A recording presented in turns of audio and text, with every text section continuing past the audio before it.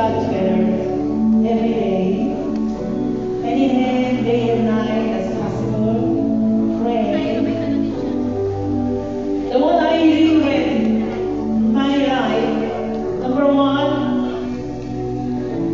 I didn't pray with my children every day because of ministry. Very busy, very tired.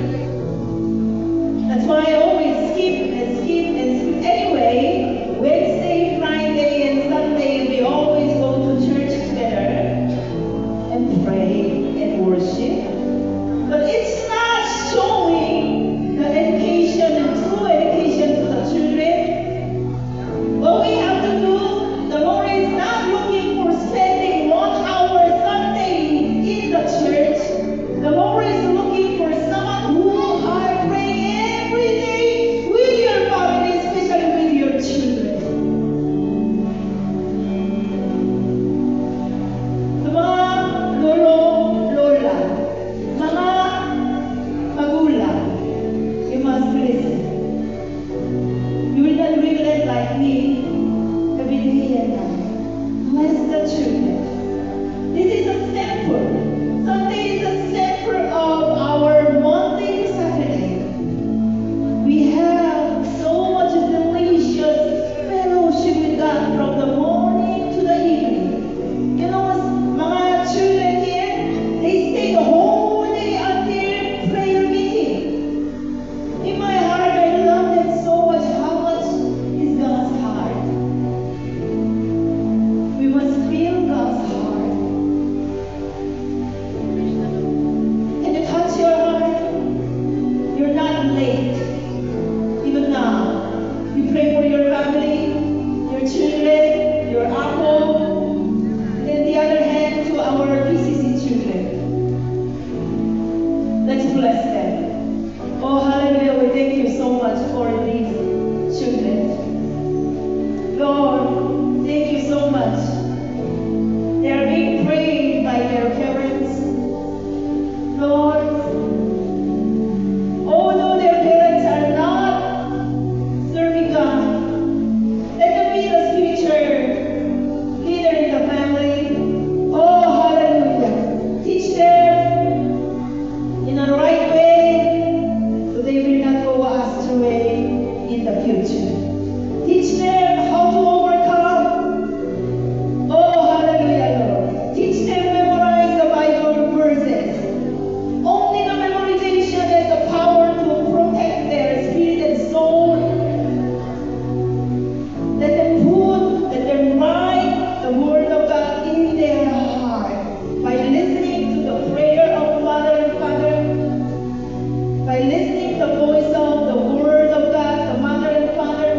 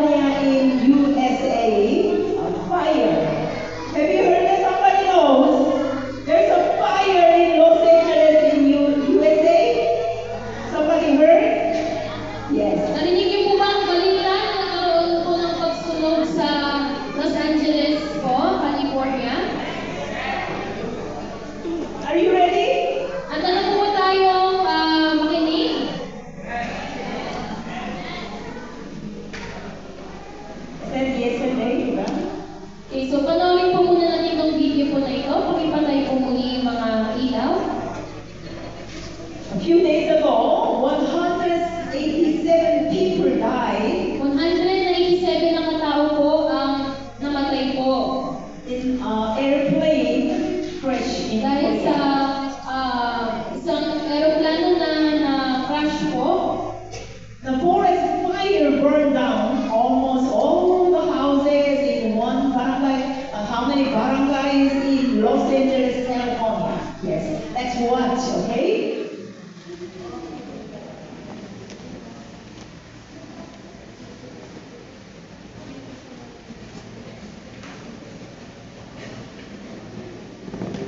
You have probably watched clips of wildfires that have been devastating the state of California, second largest state of the United States, disrupting the industry that makes the region famous, Hollywood.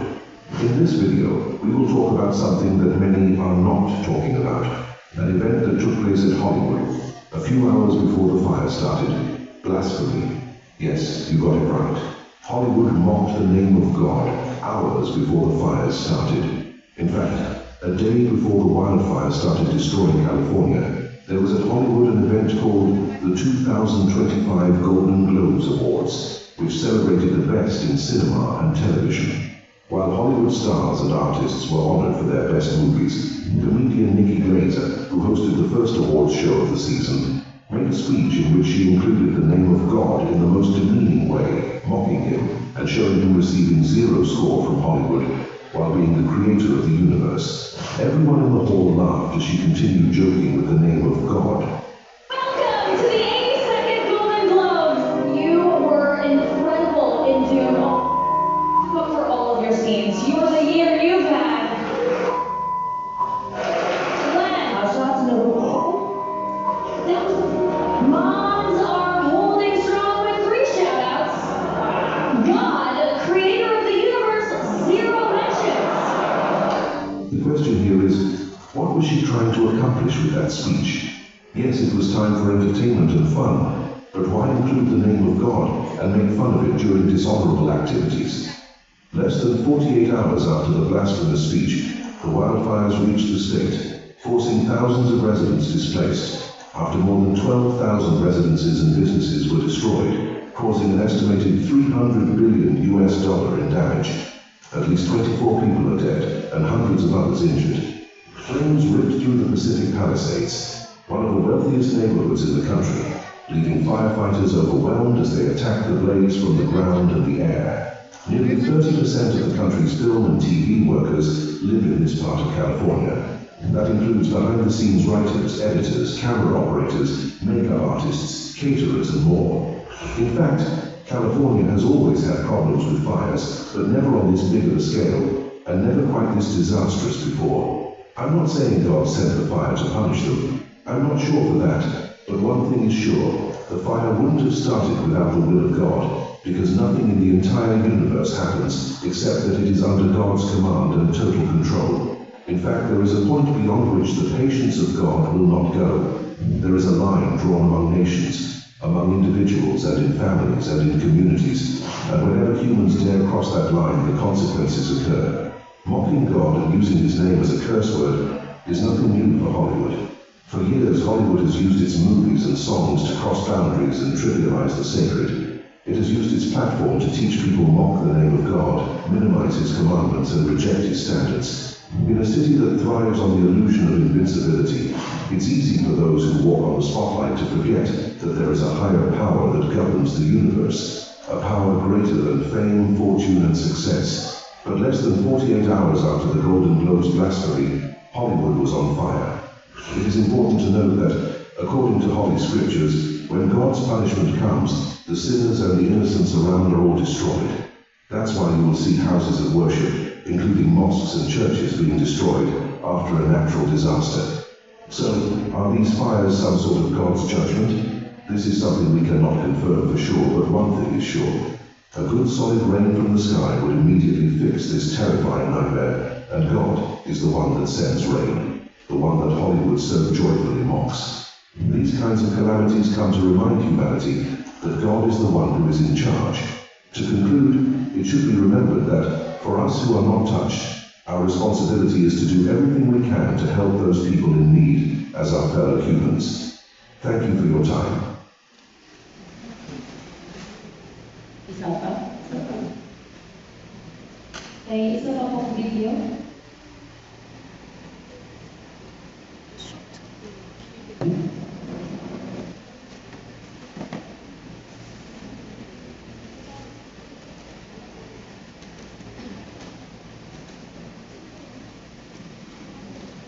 Yung shorts siya, tapos portrait. Medyo may naman. Yan. Right, because my entire block is burned down. But God saved my house. Why are all my neighbors? Why are they?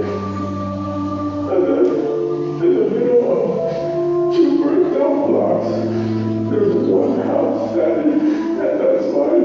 I shouldn't be crying because my entire block is burned down. But God saved my house.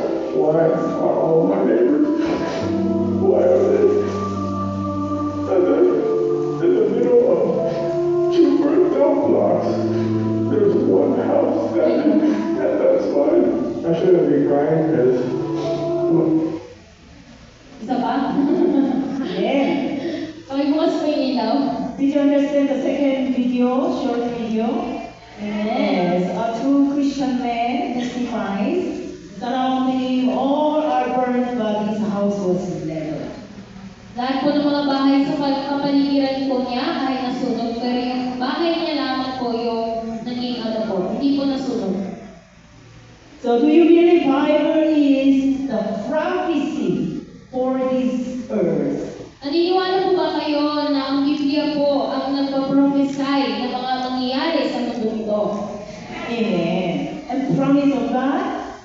At yung pangako ng Diyos po ay mahanap lamang po sa Biblia. Amen. Amen. You believe that you have a lover and your lover say, I will marry you, and you believe the promise. Diba? Tayo po ay nagpakasal na po sa aking mga asawa dahil sinabi po nila na po ng buong puso na mahalin kita at pinagkakatiwalaan natin at pinanghawakan yung pangako na yun na mamahalin po tayo. Because of the promise. Dahil sa pangako, You invest everything for your marriage. Diba? dahil sa pangako ay pinaghahandaan po natin, po. You don't believe the promise and always doubt. Kung hindi po tayo magtitiwala sa pangako at laging magdududa, You will be you. You have to go to the mental hospital. Diba? Always doubt. You will not marry me. I will buy coffee or not. Oh my God. You will not marry me. I will not buy. I will buy the food or not. Oh, he will not marry me. I will not stand. You will be crazy. kumbaga mapapaliw ka na sa sobrang laging nag-aalala, nagdududa at hindi makaramdam ng kampante.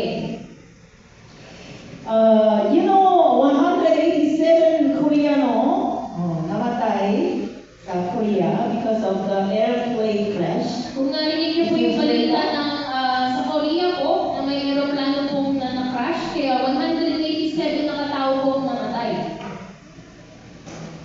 I will go to Qatar and I will go to America and I will go to Korea and if I was afraid also. Ako po ay sa mga dadating na mga buwan ay pupuntahan yung mga anak ko sa Qatar, sa US at sa Korea. At ako rin po medyo nag-aalala na nung nalaman ko yung balita na yon.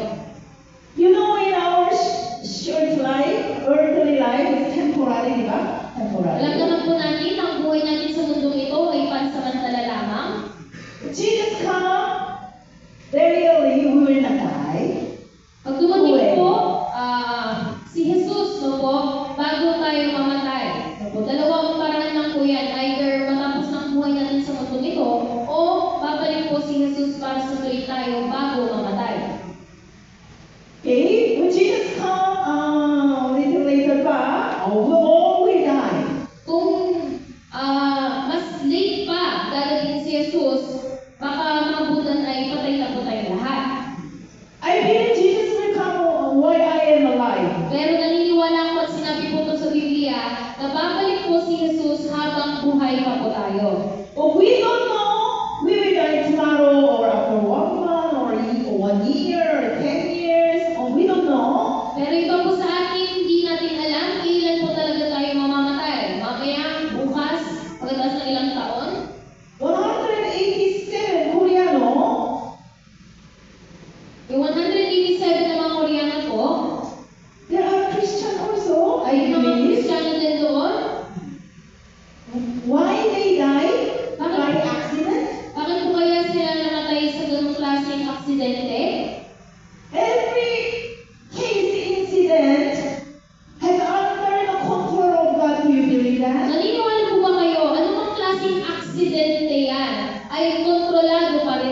Diyos. So we have to say to each other, okay? We have to always encourage to each other. You don't know. Tomorrow your friend will go first. Okay? We have to ready. Bucket. Alive in the earth is not the last. Alive should be the eternal life in heaven. Kailangan paghandaan po natin ang buhay katapos mamatay sa mundong ito, katapos matapos sa mundong ito, dahil hindi nagtatapos ang buhay natin talaga sa mundong ito. Meron pa po tayong isa pang buhay at yung buhay na walang hanggan kasama ang Diyos sa kanyang kaharian. Amen. Amen. Do not be afraid of accident. Do not be afraid of death. Huwag po tayo matakot sa mga aksidente at sa kamatayan. Do not be afraid of fire. Huwag po tayo matakot sa apoy. What you should be afraid is you have fear in God or not. Isa lang po ang ating kinakatakutan. Yun po ba ay may takot tayo sa Diyos o hindi? Can you ask each other, do you have fear? Tanungin natin sa isa't Sa isa, Diyos. may takot ka ba sa Diyos? Ask each other. Tanungin niyo po sa isa't isa. Siyempre, Siyempre, I fear the Lord. kinakatakutan po ang Diyos. First step of wisdom is coming from the fearing God. Sabi sa Biblia, ang pinakaunang step para magkaroon ng karunungan ay magkaroon muna ng takot sa Diyos. Bible tells to us, okay, this kind of incident, event, accident will happen more in the last day. Sinabi po sa Biblia na mangyayari at mas malala pa, na patuloy, madalas mangyayari ang mga ganitong klaseng sakuna, aksidente, no po, sa taghuling araw na malapit na bumalik si Jesus. People say the World War III will come, nuclear war will come, Armageddon war will come, and the earth is gonna be burned. May mga nagsasabi na po na malapit na daw pong dumating ang World War III na marami pong taong ang mamamatay at halos buong mundo ay masusunod po sa mga bomba. Do you believe that? Naniniwala po ba tayo sa propesiya na iyon? Oh, you never heard that? I don't care Antichrist, I don't care 66 mark, I don't care, I care my money today, my food today. Wala akong pakialam sa mangyayari sa taghuling araw. Wala akong pakialam sa mga binabalak ng mga anti-Christ, sa Illuminati, sa Hollywood, o naman basta ako, importante yung pera ko, yung kinabukasan ko, yung hanap buhay ko, yung mga kain namin mamaya. You have to erase everything, but you have to remember, God says in the last day, the earth will be judged by fire. Marami man tayong makakalimutan, pero ito lang ang tandaan natin na dadating ang araw ng paghukom na yung mga hindi karapat-dapat pumasok sa kaharian ng Diyos ay mamamatay at masusunog ng walang hanggan sa impyerno. Okay? 2 Peter 3:7 says, let's open our mouth and declare to your heart right now. Sige po, kung Wow. gusto natin basahin ang pangalawang Pedro, chapter 3, verse 7. 1, 2, 3. Sa pamamagitan din ng salitang iyon ay nananatili ang mga langit at ang lupa upang tungkuin sa apoy pagdating ng araw ng paghuhukom at pagpaparusa sa masasama.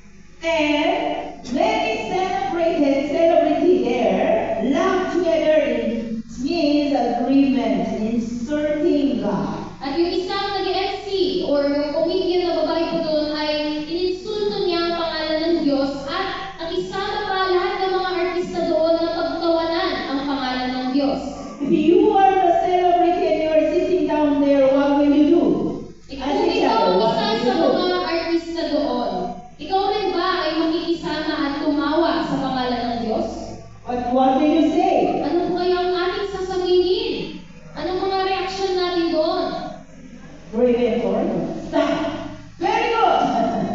When you hear our God's name mocked, you should say, stop. Amen. Dapat i-defense po natin at ipaglaban po natin yung maling bagay na ginagawa nila na huwag niyong iinsulto ang pangalan ng Diyos. Your parents is a mistake and people say something negative about your parents, even though your parents are not perfect, but you will say stop.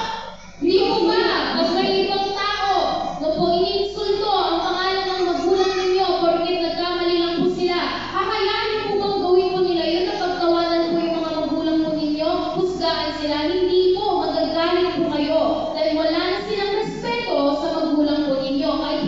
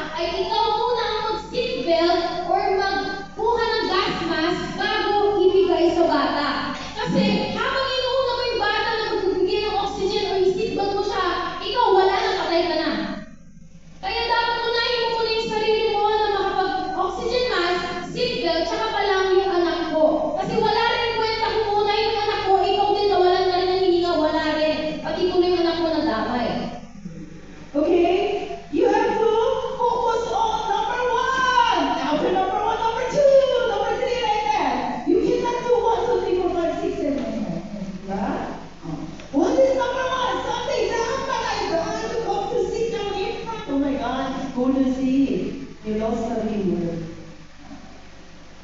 Sit down, listen to the word.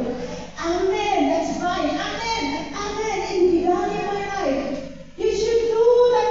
That is your priority. Amen. Naintindihan niyo po ba? Amen. Okay? Another one, and to focus on food. The wife of Lot, diba? Was thinking about number 2, number 3, number 4, and 5. So, hindi po na diretso lang po. Diretso lang po mag-focus yung asawa ni Lot po sa pagtakas po na dumiretso lang sa kanilang patutunguhan po, ay inuna pa rin niya ang mga ibang bagay sa buhay niya. Kaya nakalimot pa rin po siya sa tinitirahan nila dati po. So, siyempre po, pag may sakuna, may disaster na nangyayari, hindi po ba number 1 ay lumabas na tayo, lumakas na tayo sa nangyayari? O gagawin mo pa, hakunin mo pa yung gamit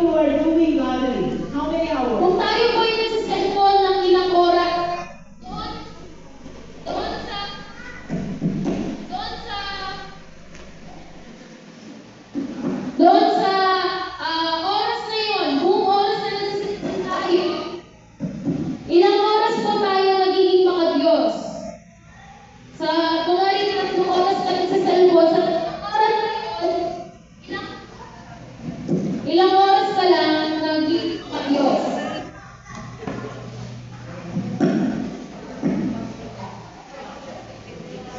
Okay? This is a very serious matter to me. God is always asking. Because we are in danger always. Why? Okay? Even though you are not in California, even though you are not in airplane, your spirit is dying because of cell phone. Do you agree? Kahit hindi po tayo kasama dun sa sitwasyon dun sa California na may sunog o dun sa aeroplano po na crash, pero ngayon po, delikado na yung sitwasyon natin na napapabayaan ang ating mga spiritual na buhay, namamatay na siya. Okay? Word is seeking the last. Let's say last. Pag sinabing makamundo ka, ibig sabihin may pagnanasa ka. Okay? Look at the cell phone.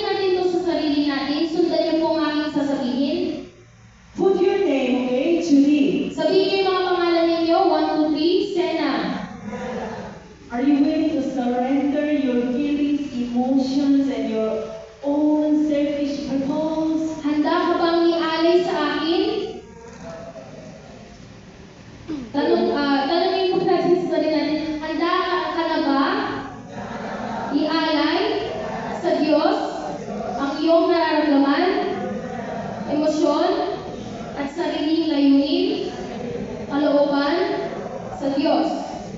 and your character. At ang ating ugali po. Believing Jesus is not taking a position. Sige po, pwede na po natin dilat mga mata natin. Pag sinabing naniniwala tayo sa ating Diyos, isa tayong Kristiyano, sumusunod kay Jesus, hindi po ito patungkol sa posisyon, To be a disciple. kundi maging isang disipulo. Okay? Follower. It's not taking position. I'm a worship team and I'm a cooking staff and I'm a kind of a worker or staff or okay, I'm a cell leader, missionary, pastor. God, never mind that kind of position. Hindi po natin namamalayan na habang patagal po tayo sa ating Kristiyanong buhay, meron po sa ating nasasali po sa mga ministry at maglilingkod po sa simbahan na maging parte sa worship team, anumang po mga bagay na posisyon na binigay sa atin. Pero hindi po doon nakabase ang ating pagsunod sa Diyos. Lord, you died for me and my people, so I will die for you and my people. Ito po ang pinakalayunin po natin, anumang posisyon ang mabigay sa atin. Na Jesus, ikaw ay namatay para iligtas ako at para sa aming lahat. Ganun din po ang aking gagawin. Gagayahin ko po kayo na gagawin ang lahat, paglingkuran kayo at ang aking mga kapwa na mamatay din para sa kanila. Okay? Can you repeat once more again? Touch your heart right now. And one hand to the Lord. Yes, Lord. Yes, Lord, I will surrender. I will surrender. I will surrender my purpose. Iaalay ko ang aking layunin. I will surrender my study Iaalay ko ang aking pag-aaral para sa Panginoon. para sa Panginoon. I surrender my job Naalay ko ang aking trabaho para sa Panginoon. para sa Panginoon. I surrender all of my purpose Naalay ko ang aking kalooban para sa Panginoon. para sa Panginoon. Amen. Amen. Amen. Let's read the verse now. 10. Verse 10 is telling us, but the day of the Lord will come like a thief. 1, 2, 3. Ngunit, Ang araw ng Panginoon ay darating tulad ng isang magnanakaw. Sa araw na iyon, ang kalangitan ay biglang mawawala, kasabay ng isang malakas na ubo. Matutubog ang araw, buwan at mga bituin. Ang mundo at ang lahat ng mga bagay na naririto ay mawawala. Amen. Amen. Amen. Even Matthew 24, 35 says, heaven and earth will pass away, but my word shall not pass Sinabi sa away. Mateo 24 verse 35, na mawala man ang langit at ang lupa, pero ang aking mga salita ay hindi mawawala. Amen. What kind of problems do you have right now? Ano po bang problema meron tayo ngayon? We have a big dream and big vision, di ba? For your future, okay? You have a promise of God, huh? Pero the reality is grabe. Meron tayong mga magagandang pangarap, no po, mga vision para sa buhay natin. Pero yung reality po ay nagiging opposite po siya, kabaliktaran sa inaasahan natin mangyari. But we have to believe. The more Abraham, Isaac, Jacob, and John, and all the disciples of Jesus Christ, they went to almost die and die. And now they are beside of Jesus. Lahat po sila, lahat ng mga tao sa Biblia, sila Abraham, Jacob, Job, mga disipulo po ni Jesus, lahat po sila naranasan din po ng muntik mamatay at meron din talagang namatay sa kanila. Pero ano po yung naging resulta? Naging sayang po ba yung pagsubok na yun, yung hirap na yun, yung kamatayan na yun? Hindi po. Dahil kasama na po nila ang Diyos ngayon. Bakit they died without money and they were poor? But they died, they were willing to die because they knew that the greatest reward is in final life, not in the earth. Kaya kahit mahirap yung buhay nila, no po, hindi sila kasing komportable yung buhay katulad ng iba, hindi sila nagreklamo at nadismaya na bakit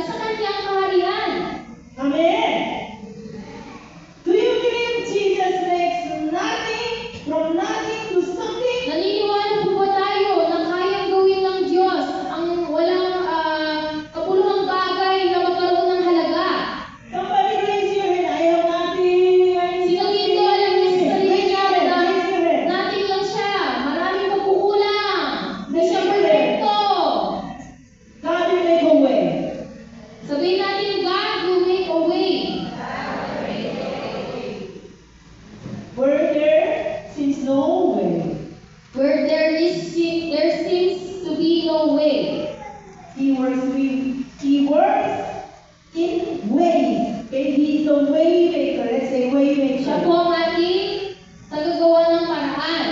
Kahit mukhang walang paraan, siya po ay nakagawa pa rin ng paraan. Amen. Amen. Yes. Since we saw the vision, our church will grow, Sarah, and we committed to the Lord. Okay? Since that time, our reality of manifestation is getting bye-bye. But how we enjoy back and we enjoy because of the promise of God. Ever since po, nag-commit po kami ni Pastora na maglingkod sa Panginoon sa kanyang pangako na lalago daw po ang ating simbahan. Actually, doon po lalo kami nahihirapan financially. Pero nag-enjoy pa rin po kami ngayon maglingkod sa Panginoon at hindi nangangamba at nagdidismaya dahil alam namin na matutupad pa rin ang pangako ng Diyos. Do you know this song and we will confess right now? Okay? Okay, with your faith. Okay? Heaven and earth will fade, but the word will still remain. He will do something new today. God will make a way. God will make a way where there seems to be no way. He works in ways. He works in ways We cannot we cannot see. He will make a way. He will make a way for me. He will make a way. He will make He will make a way. Amen. Amen. God is hearing your confession, your word, your mind, your language, inside, outside. Do you believe that? Amen. Yes. Always have to say, ay nako, hindi, ay nako.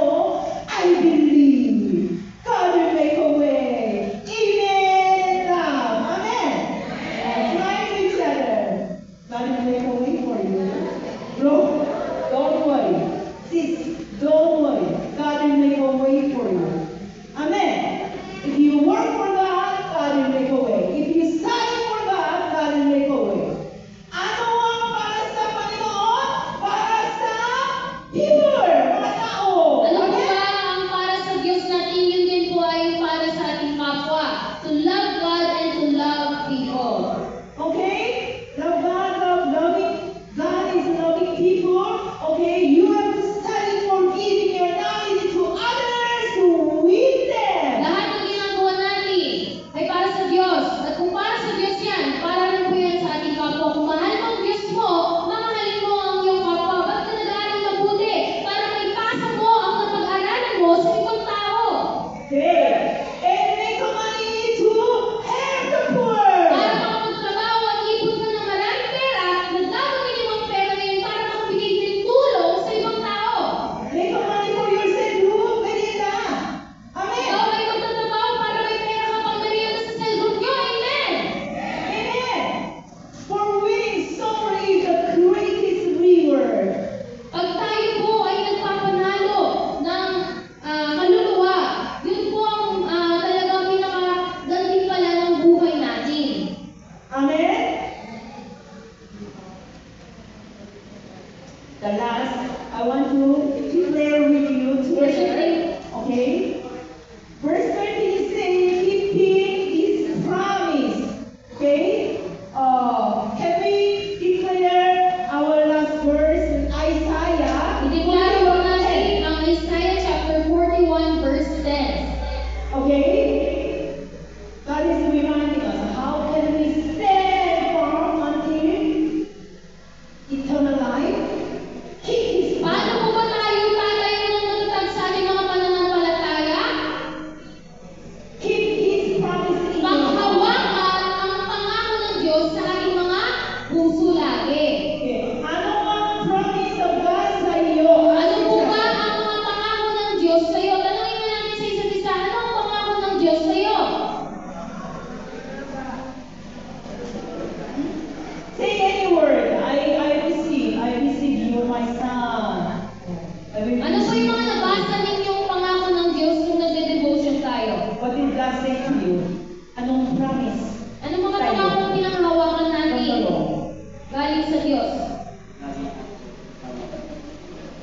will be with you always. How about you? Walang hanggan. Buhay na walang Buwan na hanggan. walang hanggan. I will give you eternal life. Ito ko kaya. I will not forsake you, I will not abandon you. Yes. What promise from the Lord? I will give you more strength.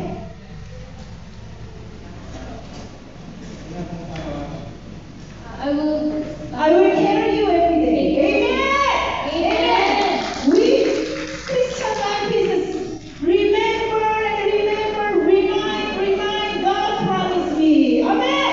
Amen. Okay, this is the promise of God to Pastora Judy. Walang Tagalog. I cannot communicate with Pastora Judy. Huh? What are you doing there? You cannot speak Tagalog.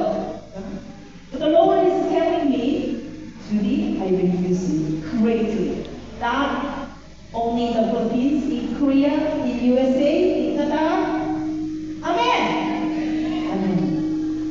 Okay po, so gusto ko lang po balikan muli yung punto na mensahe na ito. Hindi po kasi talaga nabanggit mabuti yung title o yung pangalan ng preaching po. Pero it's, huwag kang matakot, ikaw na nakapagsisi na at sumusunod sa akin. So kanina yung simula ng preaching kanina, parang tinatakot kayo. Parang pinipressure at tinatakot kayo. No po, pag ganyan yung kasi sabi ni Pastora, nakakatakot. Kasi yung mga pinakitang video po, nakakatakot na po. Pero hindi po ito binabahagi sa inyo para takutin kayo. Matakot ka kung hindi ka talaga, no po, isang anak ng Diyos, tagasunod ng Diyos, at may relasyon sa Diyos.